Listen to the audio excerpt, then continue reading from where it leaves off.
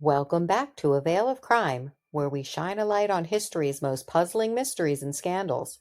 Tonight, we unravel the life and death of Robert Maxwell, a man who built a publishing empire, mingled with the powerful, and died in one of the most suspicious and debated circumstances of the late 20th century. Robert Maxwell was born on June 10, 1923 in Czechoslovakia to a poor Jewish family. He grew up in poverty, and tragically, most of his family perished during the Holocaust. Maxwell escaped the Nazi occupation. He fought with the British Army during World War II, and he was awarded the Military Cross for bravery.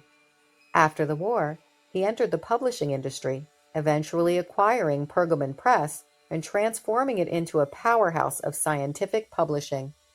Maxwell became one of the most powerful figures in British media, owning the Mirror Group's newspapers and amassing a fortune. He was a flamboyant, controversial figure, known for his towering personality and fierce rivalries, especially with Rupert Murdoch. Maxwell served as a member of Parliament from 1964 to 1970, and he was known for his connections with politicians and intelligence communities. His empire, however, was heavily leveraged, and by the late 1980s and early 1990s, he faced mounting financial pressures. Robert Maxwell was married to Elizabeth Maxwell, a French-born scholar and Holocaust researcher, with whom he had 9 children. Several of his children went on to become prominent figures in business and media. The most infamous of his children, Ghislaine Maxwell, would later become known worldwide for her association with Jeffrey Epstein and her eventual conviction for sex trafficking. Maxwell was known as a domineering and demanding father, and his death had a profound impact on his family's trajectory.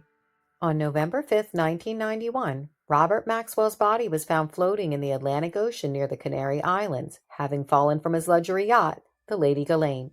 The circumstances of his death remain unclear to this day.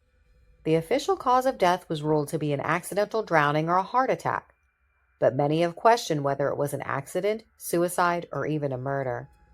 At the time of his death, it was discovered that Maxwell had misappropriated hundreds of millions of pounds from the Mirror Group's pension funds to prop up his failing businesses, a revelation that shocked the UK. Theories about Maxwell's death abound. Some believe he committed suicide, unable to face the impending collapse of his empire and public disgrace.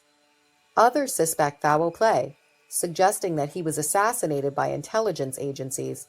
Maxwell had long been rumored to have ties to British M16, the KGB, and Mossad. Another theory is that he faked his own death to escape his mounting problems, though no evidence supports this idea. What is certain is that Maxwell's death left behind a financial and legal mess that took years to untangle. Robert Maxwell's story is one of ambition, power, scandal, and mystery. His death remains a subject of speculation, a fittingly dramatic end for a man whose life was larger than life itself. From the halls of Parliament to the decks of the Lady Ghislaine, Maxwell's legacy continues to spark debate and investigation. I'd like to take a moment to give a special thank you to my friend Karen for requesting this fascinating and complex case. Your support helps keep these stories alive. And thank you all for watching another episode of A Veil of Crime.